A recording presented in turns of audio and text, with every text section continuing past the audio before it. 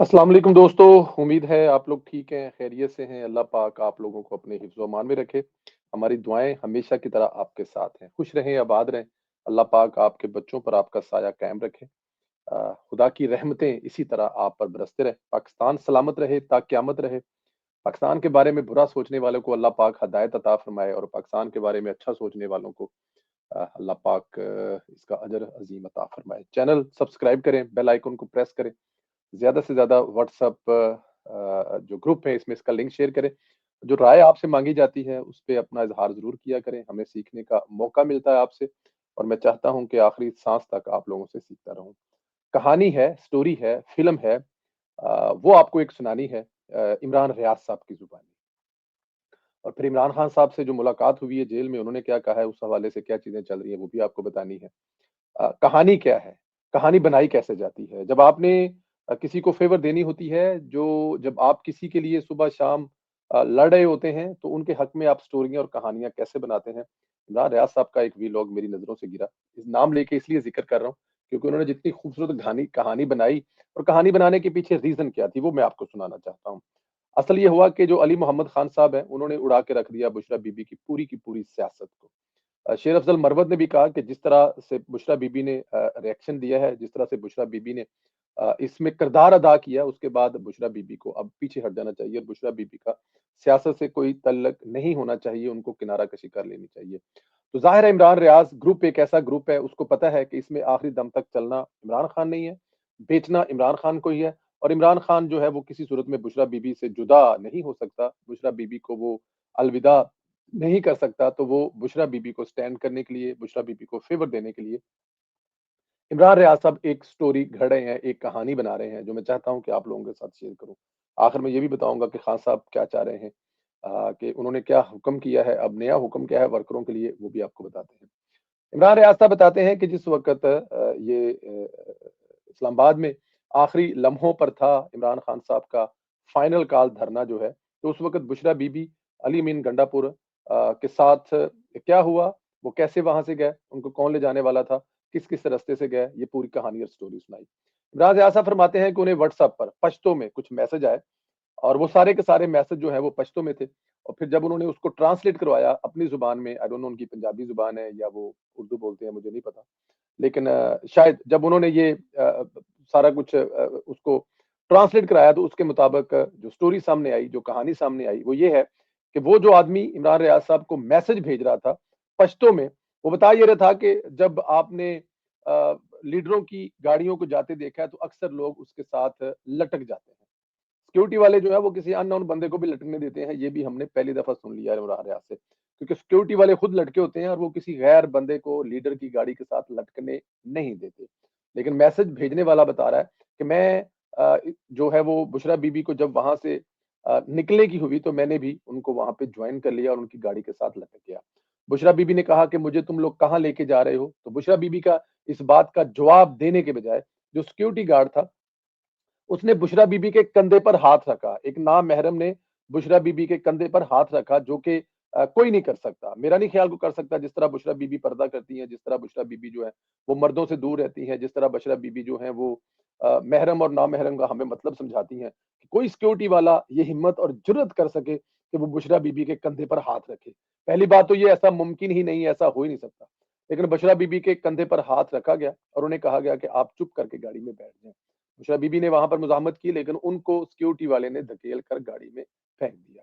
ये लफ़्ज़ मैं फेंक इसलिए इस्तेमाल कर रहा हूँ क्योंकि ऐसा मुमकिन नहीं है कि बुशरा बीबी के साथ ही कुछ इस्तेमाल कर सके। गाड़ी चली, एक जगह पे गाड़ी रुकी, वहाँ पे गाड़ी तब्दील करने की बारी आई तो फिर इमरान रियाज़ साहब फरमाते हैं कि वो जो पश्तो वाले दोस्त बताते हैं, अच्छा वो गाड़ी के साथ लटके हुए हैं। इस सफ़र में जो पश्तो वाले दोस्त हैं ना वो लटके हुए हैं। वहाँ पे उन्होंने देखा कि जब गाड़ी तब्दील करने लगे या गाड़ी चेंज करने लगे या गाड़ी से निकली बुशरा बीबी तो उसने कहा कि मुझे तुम लोग किस तरफ लेके जा रहे हो और क्यों लेके जा रहे हो? कहाँ लेके जा रहे हो? अपने वर्करों से मुझे क्यों दूर कर रहे हो? रोने वाली आवाज़ में बुशरा बीबी ने कहा बकौल इमरान रियाज़ के। तो बुशरा बीबी के मुँह पर सिक्योरिटी वाले ने बाकायदा तौर पर हाथ रखा। उनके चेहरे पर, मुँह पर हाथ रखा और कहा कि आप बीबी आराम से अंदर बैठ जाएँ। मेरे ख्याल में यही हुक्म है हमें और ऐसा ही होगा कि आप कहीं नहीं जा सकती। बुशरा बीबी काफ़ी गुस्सा में हुई। बुशरा बीबी ने वहाँ पर काफ़ी रिएक्शन दिखाया इस बात का, लेकिन सिक्योरिटी गार्ड वाले ने कोई ना सुनी और बुशरा बीबी के मुँह पर हाथ रखा और उनको गाड़ी में बैठने को कहा। इस दरमियान में जो पश्तो में स्टोरी सुना रहे हैं, कहानी सुना रहे हैं, जो फ़िल्म बना रहे हैं, वो कहते हैं कि वहाँ पर कुछ पंजाबी भी पंजाबी से मुराद उनका ये था कि जो पंजाब से आए हुए लोग हैं, वहाँ पर वो भी मौजूद थे। हमने कोशिश की कि कोई फ़िल्म बना लें, कोई वीडियो बना लें, जब सिक्योरिटी वाला बुशरा बीबी के मुँह पे हाथ रख रहा है, तो हमें मना कर दिया गया। हमें किसी किस्म की कोई फ़िल्म नहीं बनानी थी। लेकिन इसके इस स्टोरी का राइटर जो पश्तो वाला बच्चा था, वो गाड़ी के साथ लटका रहा। उसको गाड़ी से हटाने की किसी ने बिल्कुल कोई कोशिश नहीं की। लेकिन जब गाड़ी तब्दील हुई, हमने गाड़ी के साथ लटके हुए किसी बंदे को, किसी को नहीं देखा। लेकिन ज़ाहिर है इमरान रियाज़ साहब ने उस बंदे को डालना है और आखिर तक डालना है जब तक बुशरा बीबी घर ना पहुँच जाए, इसलिए उनको गाड़ी से नहीं हटाया जा रहा। वहाँ पे जो चशमदीद गवाह साहब हैं, जो ये कहानी सुना रहे हैं, वो ये भी कह रहे हैं कि बड़ी कोशिश की गई कि किसी तरह से बुशरा बीबी जो हैं वो गाड़ी से निकल आएँ, बाहर निकल के अपने लोगों के पास पहुँच जाएँ। लेकिन सिक्योरिटी गार्ड्स और अली मीन गंडापुर साहब ऐसा करने से मना कर रहे थे। अली मीन गंडापुर साहब जो हैं, वो बुशरा बीबी को समझा रहे थे कि वो गाड़ी में बैठे। तीसरी जगह पर, एक जगह पर और आगे जाकर तीसरी जगह पे बुशरा बीबी फिर गाड़ी से बाहर निकली और बुशरा बीबी ने बाकायदा तौर पर गाड़ी से निकलकर शोर मचाना शुरू कर दिया। उन्होंने कहा कि तुम लोग मुझे अगवा करके लेके जा रहे हो, तुम लोग मुझे कहाँ लेके जा रहे हो, तुम लोग मुझे बताते क्यों नहीं हो?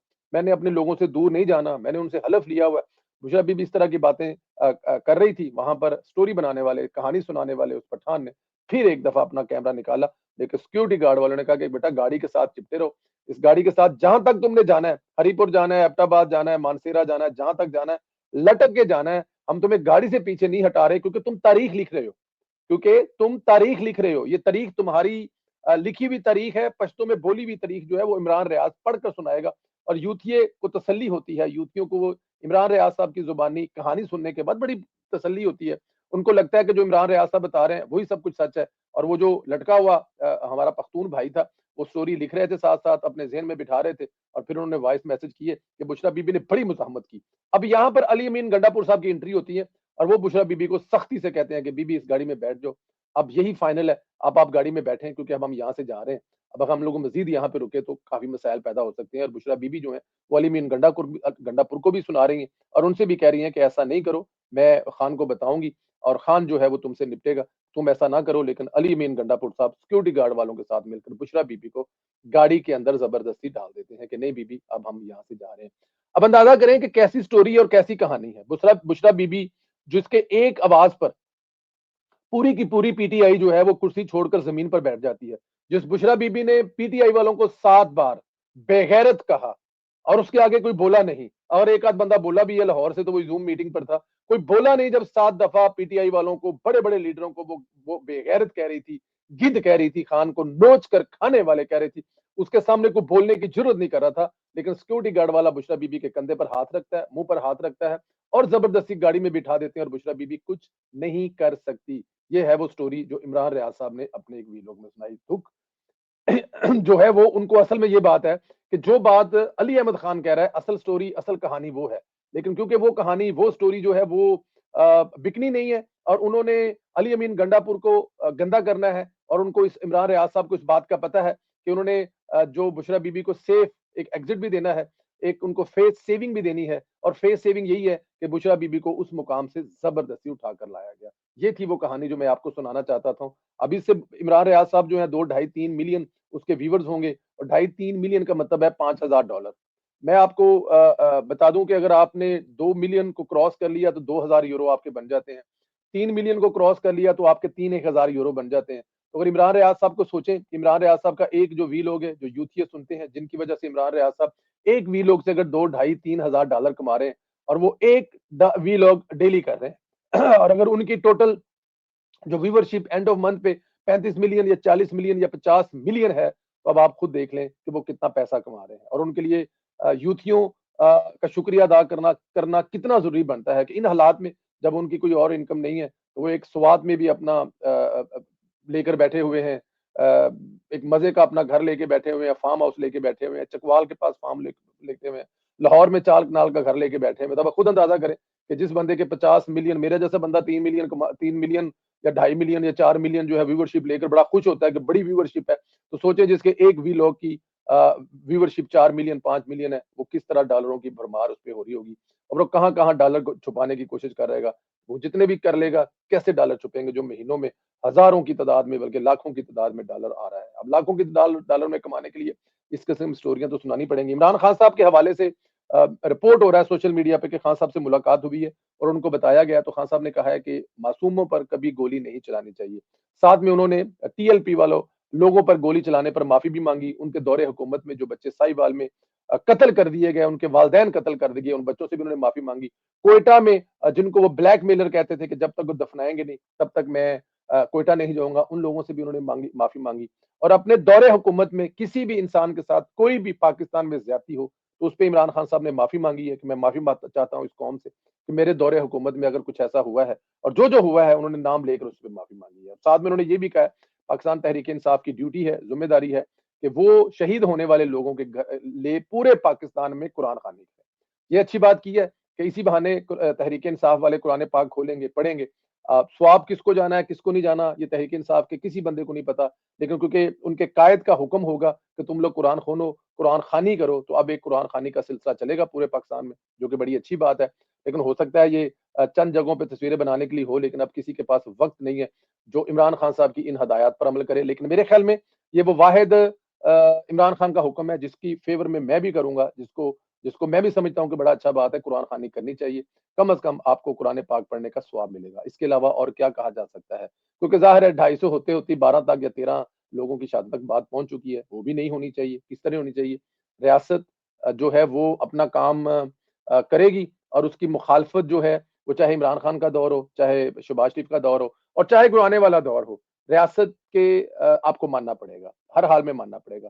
और जिन मुल्कों में रियासत से जो ये जत्थे हैं, ये जो गिरोह हैं, वो आगे निकल जाते हैं, तो फिर वो अफ़गानिस्तान बनते हैं, फिर वो सीरिया बनते हैं, फिर वो इराक बनते हैं और पाकिस्तान सलामत रहने के लिए बना है, ता क़यामत रहने के लिए बनेगा और बना रहेगा। आप लोगों से गुज़ारिश है कि चैनल को ज़रूर सब्सक्राइब करें, बेल आइकन को भी प्रेस करें, ज़्यादा से ज़्यादा व्हाट्सएप ग्रुपों में इसका लिंक शेयर करें और इमरान रियाज़ की स्टोरी पर और बुशरा बीबी के बेबसी पर आप क्या कहते हैं? कि बुशरा बीबी मर्ज़ी से गई, बुशरा बीबी को ज़बर से ले जाया गया या बुशरा बीबी की आँखों पर पट्टी बाँधकर उनको धरने से ले जाया गया? इस पे राय का इज़हार ज़रूर करें और क्या यूथियों को कुरान ख़वानी करनी चाहिए? इसी बहाने कुरान पाक पढ़ने का मौका मिल जाएगा। ख़्याल रखें, इजाज़त दें। खुदा हाफ़िज़।